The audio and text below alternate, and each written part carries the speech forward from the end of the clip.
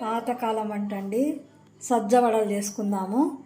సద్దపిండి కప్పుతో 2 కప్పులు వేసుకున్నానండి. ఈ కప్పుతో 2 కప్పులు. ఇప్పుడు దీనికి కావాల్సింది మనము పచ్చిమిర్చి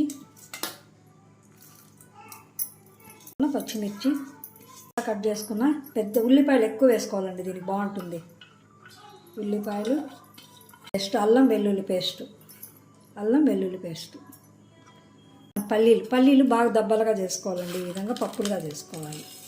అట్లే ఒక అరకప్పు పల్లీ పప్పులు వేసినాను. ఇప్పుడు దాంట్లోనే పల్లీల పౌడర్ ఒక 2 స్పూన్లు వేసుకుందాం, బాగుంటుంది. కట్ చేసుకున్న కరివేపాకు, సన్న కట్ చేసుకున్న కొత్తిమీర.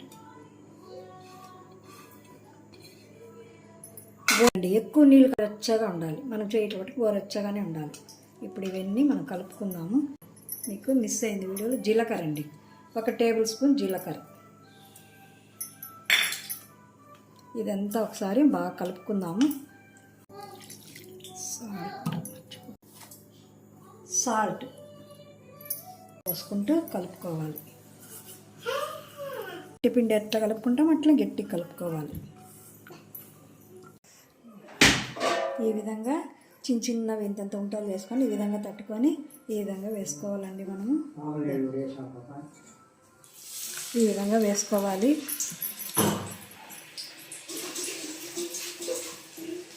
మనం కొంచెం చేతికి నీళ్ళు అత్తుకుంటా తట్టుకున్నామంటే మన చేతికి అంటుకోకుండా బాగా వస్తాయి.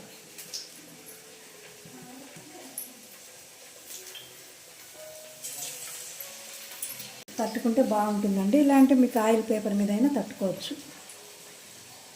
నేనైతే తడిగుడ్డ మీదనే తట్టుకుంటాను. వేడి నీళ్ళు కూడా గోరెచ్చ నీళ్ళే ఈ విధంగా చేతికి అద్దుకుంటే ఇట్లా తట్టుకుంటూ వచ్చినామంటే మన చేతికి మళ్ళీ పైకి లేకుండా బాగా వస్తాయి.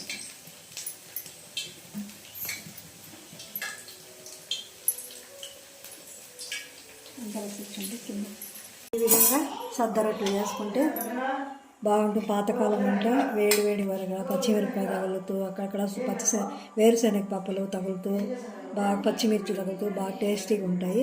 మీకు ఈ వీడియో నచ్చినట్లు like and share, subscribe. Please subscribe.